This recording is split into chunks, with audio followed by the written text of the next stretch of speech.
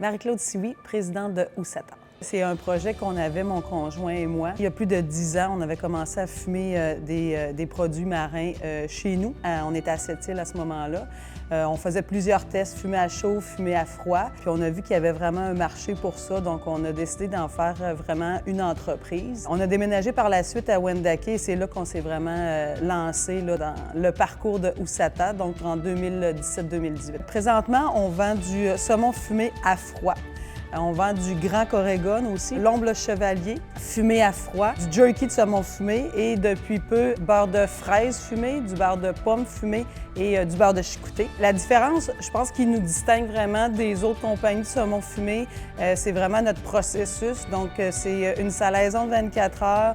On fume pendant 3-4 jours à 4 degrés Celsius. Donc, je pense que c'est vraiment ce qui en fait la particularité par rapport aux autres. C'est Anne-Aurélie Collier. Je suis chef exécutive au restaurant La Traite.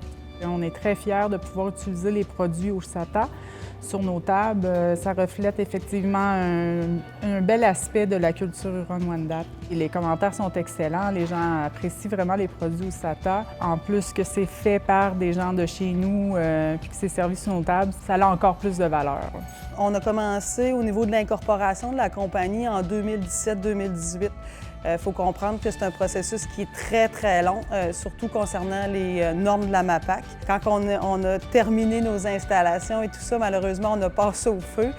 Donc, ça nous a retardé encore de quelques mois, là, mais là, ça fait 3 ans qu'on est en pleine croissance. L'innovation, c'est important pour nous dans le sens que si on veut se trouver des produits qui sont authentiques, qui se diffèrent au niveau du marché, c'est très important. Ce qu'on essaye de faire, c'est vraiment de marier tradition, innovation avec nos produits. À titre d'entrepreneur, je vous dirais que c'est vraiment d'avoir développé cette entreprise-là.